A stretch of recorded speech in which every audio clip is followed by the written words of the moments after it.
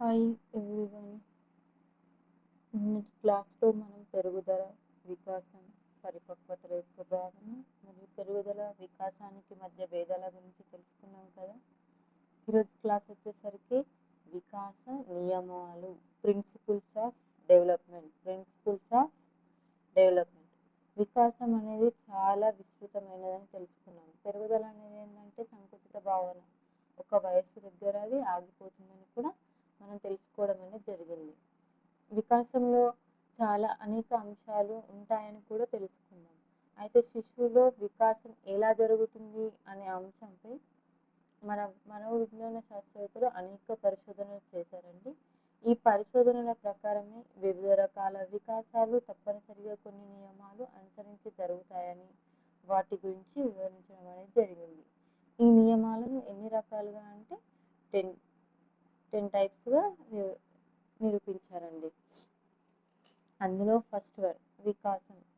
వికాసం క్రమానుగతమైనది. ఖచ్చితమైన నమూనాను అవలంబిస్తుంది.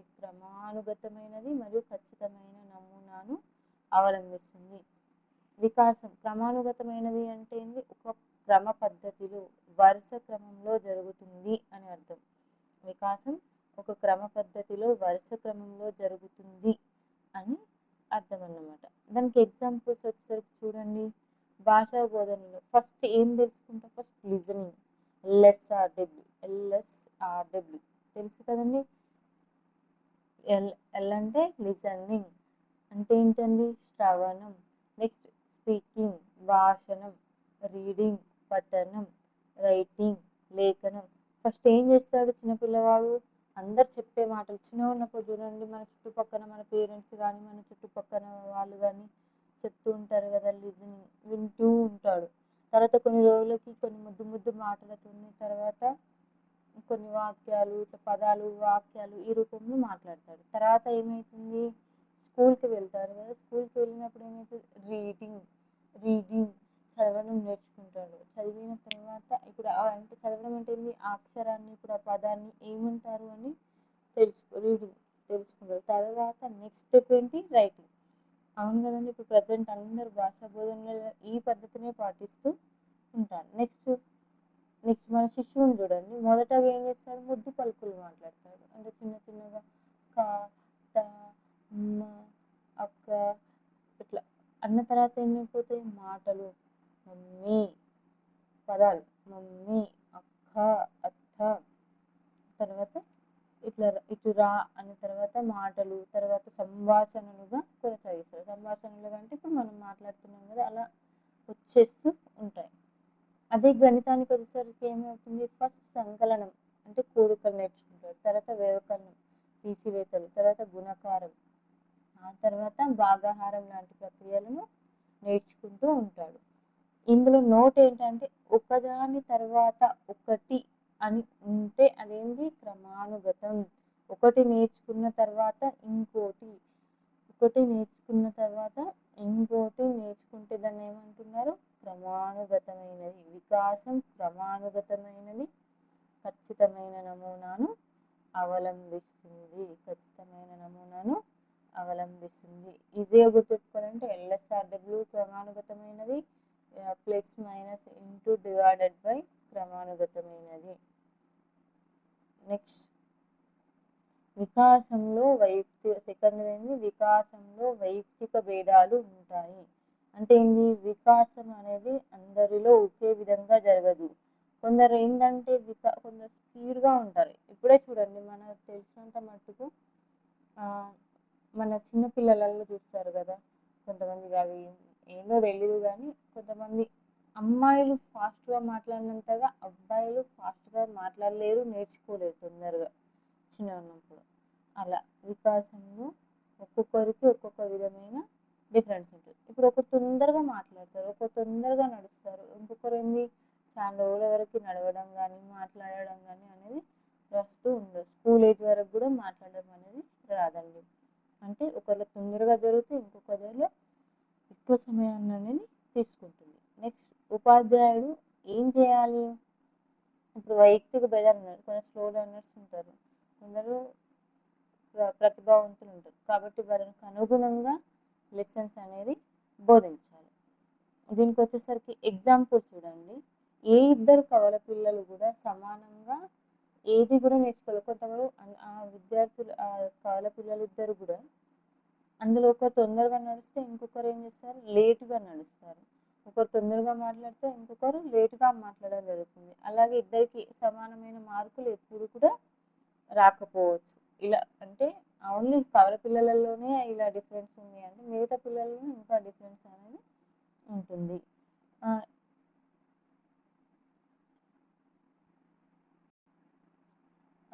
ఇంకా ఇందులో నెక్స్ట్ ఎగ్జాంపుల్ వచ్చేసరికి ఇక్కడ చూడండి. ఒకే తరగతిలో మందబుద్ధులు ఉంటారు, సగటు ప్రజ్ఞావంతులు ఉంటారు, ప్రతిభావంతులు ఉంటారు.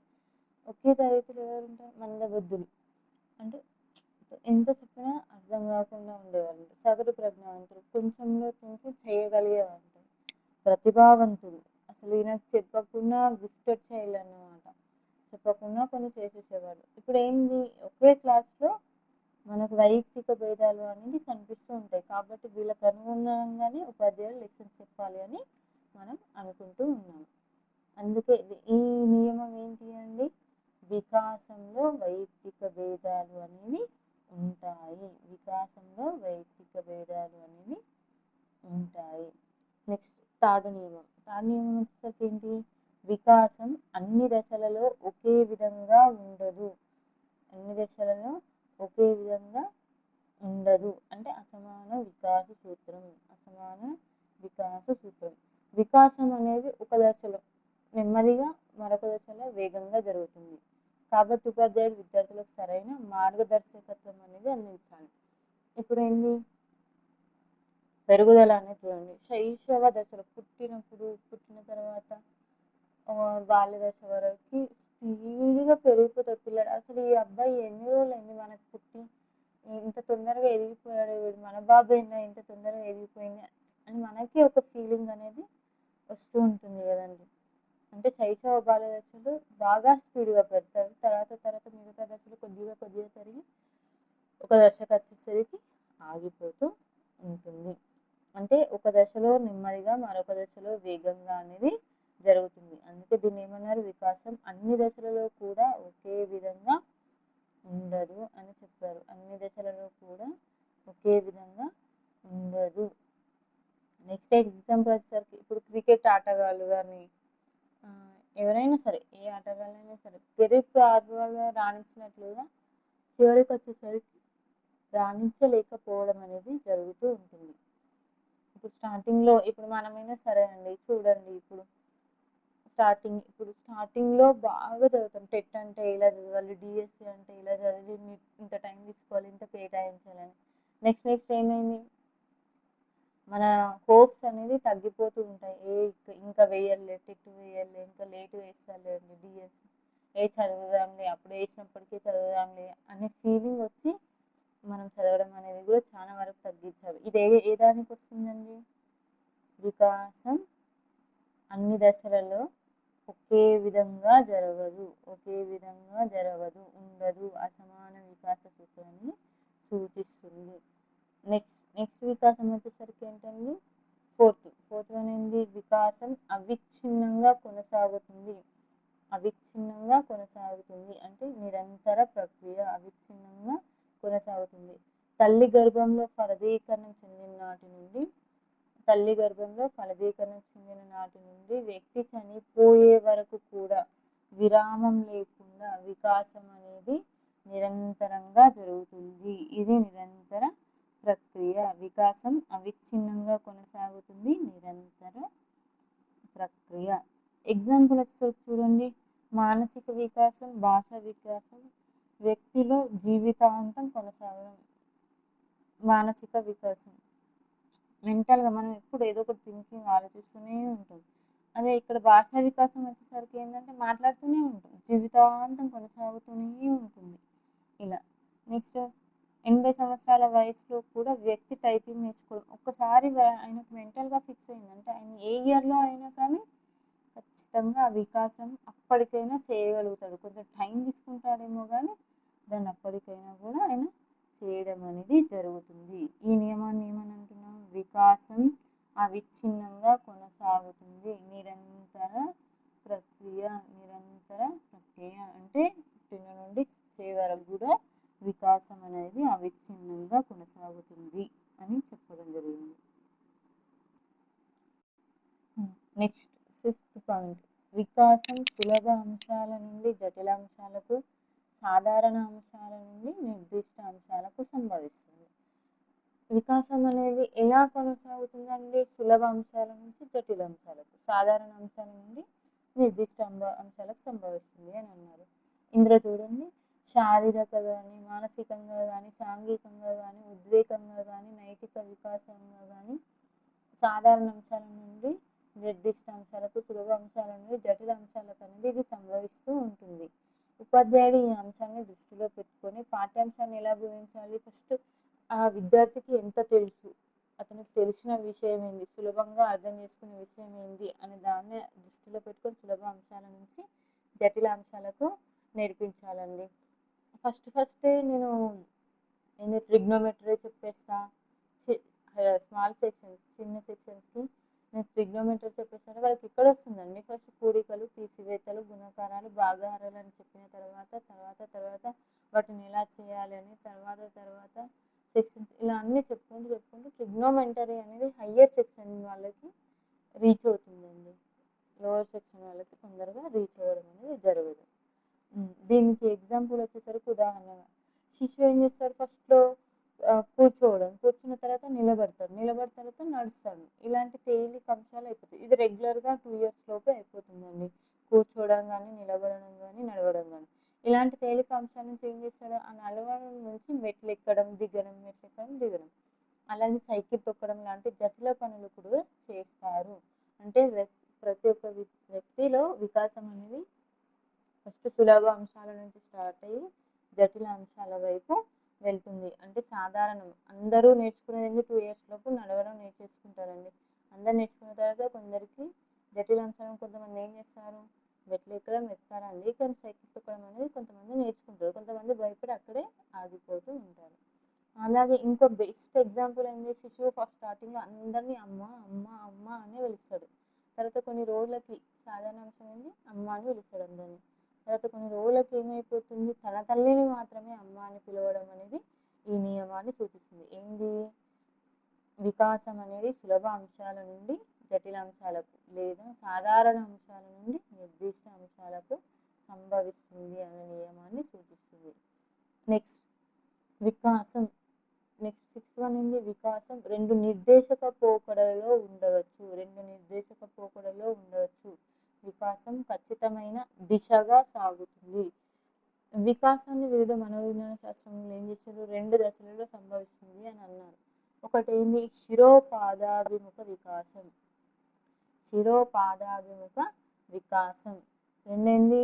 సమీప దూరస్థ వికాసం. వీటి గురించి తెలుసుకుందాం. ఇది అంటే ఏంటి? దానికి ఒక ఎగ్జాంపుల్ అనేది తెలుసుకుంటూ ఉందాం. చూడండి, శిరోపాదాభిముఖ వికాసం అంటే ఏంటి? శిశువు వికాసం అనుదైర్యంగా శిశువు యొక్క శిరస్సు అంటే తల నుండి ప్రారంభమై పాదాభిముఖంగా జరగడాన్ని, తల నుంచి పాదాల వరకు జరిగేదాన్ని ఏమంటున్నారు? శిరోపాదాభిముఖ వికాసం. దీన్ని ఇంకేమని అంటున్నారు? శిరోపాద ధోరణి అని అంటారు. దీనికి ఒక ఎగ్జాంపుల్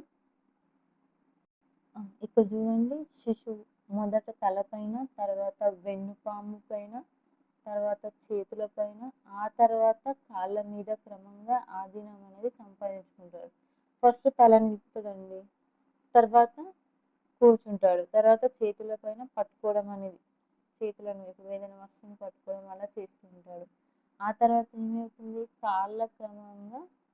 కాళ్ళ వరకు ఆధీనాన్ని సంపాదిస్తూ నడుస్తూ ఉండడం అనేది జరుగుతుంది. నెక్స్ట్ సమీప దూరస్థ వికాసం. ఇది అంటే ఏంటి? శిశు వికాసం అనేది శరీరం మధ్య భాగాన ప్రారంభమవుతుంది. ఇదేంటి? వెలుపల దూరంగా ఉన్న భాగాలను విస్తరించడం, లోపల ఉన్న భాగాలను విస్తరించడాన్ని ఏమంటారు? సమీప దూరస్థ వికాసం లేదా కేంద్ర ఉపరిసర ధోరణి అని అంటారు. కేంద్ర ఉపరితల ధోరణి అని అంటారు. ఎగ్జాంపుల్, శిశువు ఏదైనా ఒక వస్తువును అడ్డుకునేందుకు ఫస్ట్ భుజాలు, తర్వాత మోచేతులు ఉపయోగించిన తర్వాతనే మణికట్టును, చేతి యొక్క వేళ్ళను ఉపయోగిస్తారు. మనకి ఏం తెలుస్తుంది, డైరెక్ట్ చేతి వేళ్ళతో తీసేసుకున్నాడు, ఆపేశాడు అని అనుకుంటాం. కానీ ఫస్ట్ భుజాలు మోచేతులకు, మోచేతుల నుంచి మణికట్టుకు, మణికట్టు నుంచి చేతి వేళ్ళకు అనేది ఈ క్రమం అనేది జరుగుతుంది. దీన్ని ఏమంటారు, సమీప దూరస్థ వికాసము కేంద్ర ఉపరితల ధోరణి అని అంటారు. ఇది ఏ నియమాన్ని సూచిస్తుంది అండి, వికాసం రెండు నిర్దేశక పోకడల్లో ఉండవచ్చు లేదా ఖచ్చితమైన దిశగా సాగుతుంది అని చూపిస్తారు. నెక్స్ట్ వికాసం 7th వచ్చేసరికి ఏంటి, వికాసం ఒక సంచిత ప్రక్రియ లేక సర్వశక్తుల సమ్మేళనం. సంచితం అనగా కూడబెట్టుకొనుట. వికాసానికి కారణమైన కొన్ని అంశాలు అంతర్గతంగా జరిగిన మనకేమనిపిస్తుంది, హఠాత్తుగా ఒకరోజు బయటకు కనిపిస్తాయి కదా, ఈ ప్రక్రియనే సంచితం అంటారు. ఏమవుతుంది, అవి ఎప్పటి నుంచో లోపల జరిగి కూడబెట్టుకుని ఒక్కసారిగా బయటకు హఠాత్తుగా కనిపిస్తాయి. దీన్ని ఏమంటారు, సంచిత ప్రక్రియ అని అంటారు. దీంట్లో నోట్ ఏంటంటే ఆధారంగా అనే పదం కనిపిస్తాయి. ఓకేనా, ఆధారంగా అనే పదం. ఎగ్జాంపుల్, శిశువుకి దంతాలు రాత్రికి రాత్రే వచ్చినట్లుగా అనిపిస్తాయి, కానీ అవి రాత్రికి రాత్రే వస్తాయా, అవి కొద్దిగా పెద్దవి, కొంచెం లోపల పెద్దవి, బయటకు మనకు కనిపించే స్టేజ్ వచ్చేసరికి అప్పుడు కనిపిస్తాయి, అంతేకాని రాత్రికి రాత్రి అవి ఊడిపడవు కదండి. నెక్స్ట్ అంశం ఏంటంటే, శిశువు అమ్మ అనే పదం హఠాత్తుగా పలకడు.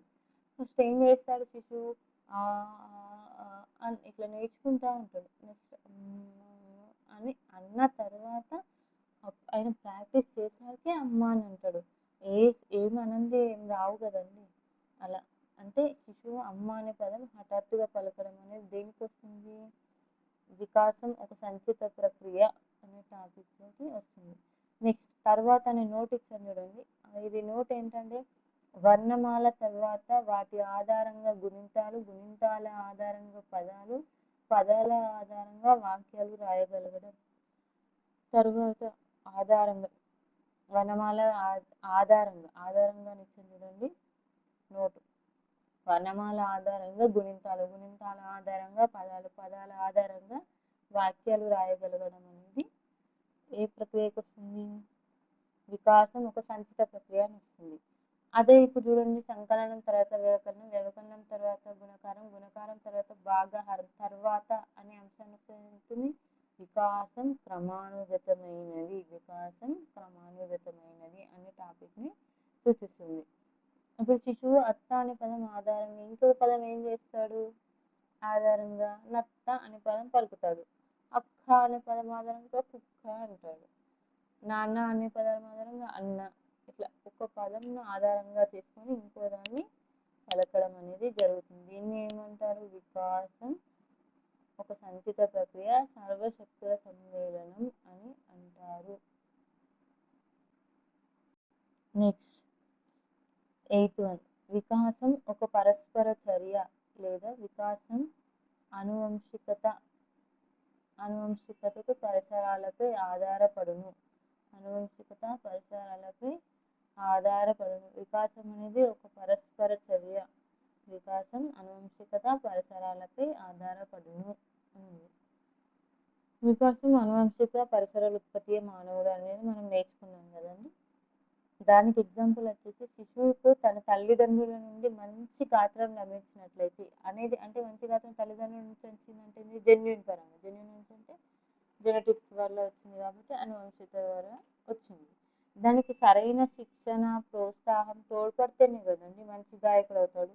ఆయన ఎంత నేర్చుకున్నా నువ్వు అది నేర్పించే వాళ్ళు కానీ అది చెప్పేవాళ్ళు కానీ లేకపోతే ఆయన ఎప్పటికీ నేర్చుకోలేడు. అంటే పరిసరాల ప్రభావం కంపల్సరీ ఉండాలి. పరస్పర చర్య, అనువంశిక పరిసరాలకు పరస్పర చర్య అనేది ఉండాలి. అంటే ఇక్కడ సచిన్ చూడండి, క్రికెట్ ఆడే సామర్థ్యం ఆయనకు ఉంది. దాన్ని వాళ్ళ అన్న తండ్రి గుర్తించి ప్రోత్సాహం ఇవ్వడం వల్లనే బ్యాట్స్మెన్ గా తయారయ్యాడు. ఒకవేళ అబ్బాయి ఆయనని వాళ్ళ అన్న వాళ్ళు గుర్తుపెట్టకపోతే ఆయన ఇప్పుడు సచిన్ అనేట ఆయన మన ఇండియాలో ఆడేవారు కాదు. మనకు అసలు ఆయన అంటే ఎవరో కూడా తెలిసేవాళ్ళు కాదు. అంటే వికాసంలో అనువంశికతతో పాటు పరిసరాల ప్రభావం అనేది కూడా ఉండాలి. ఈ రెండిటి యొక్క పరస్పర చర్యనే వికాసం అని అంటున్నాం. నెక్స్ట్ నెక్స్ట్ ఇంకొక వికాసం వచ్చేసరికి ఏంటండి, 9th వన్, వివిధ వికాసాలు పరస్పరం సంబంధంగా కొనసాగుతాయి. వికాసాలన్నీ ఏకీకృత మొత్తం. వికాసాలన్నీ ఏకీకృత మొత్తం. ఇప్పుడు పరస్పర వికాసాలు ఎన్ని ఉంటాయి? వ్యక్తిలో శారీరక వికాసం, మానసిక వికాసం, ఉద్వేగ వికాసం, సాంఘిక వికాసం, నైతిక వికాసం, ఇవన్నీ ఒకదానితో ఒకటి సంబంధాన్ని కలిగి ఒకదానిపై మరొకటి ఆధారపడుతూనే ఉంటాయి. ఇవన్నీ ఇక్కడ చూడండి ఎగ్జాంపుల్, ఒక ఆరోగ్యవంతుడైన వ్యక్తిలో మాత్రమే అన్ని వికాసాలు అనేది స్థిరంగా మంచిగా జరుగుతూ ఉంటాయి.